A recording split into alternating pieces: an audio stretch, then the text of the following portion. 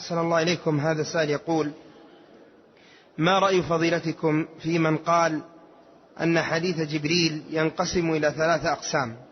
الأول الإسلام وهو الفقه، والثاني الإيمان وهو أصول الدين، والثالث الإحسان وهو علم التصوف.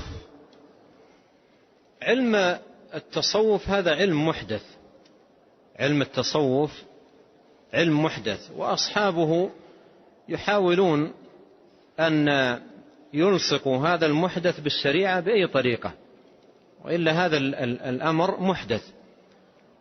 وتجرأ بعض أصحاب هذا العلم إلى إلصاقه بالدين بشكل يعني شنيع جدا.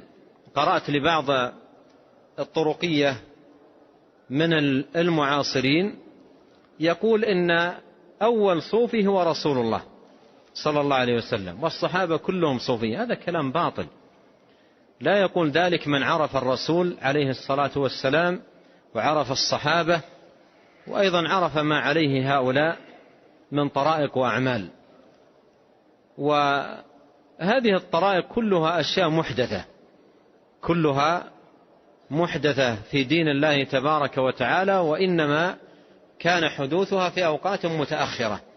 وقد قال عليه الصلاة والسلام: خير الناس قرني ثم الذين يلونهم ثم الذين يلونهم.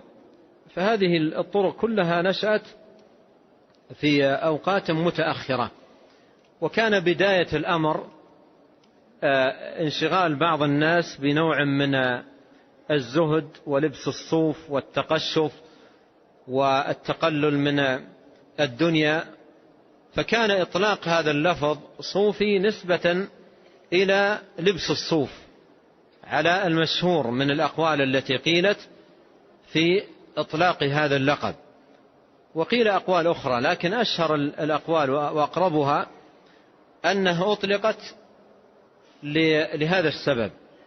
ثم دخل على هؤلاء من الأعمال والعبادات والأذكار والطقوس أمور لا أساس لها في دين الله، بل هي مخالفة للدين تمام المخالفة، ومخالفة لهدي النبي الكريم عليه الصلاة والسلام تمام المخالفة. نعم.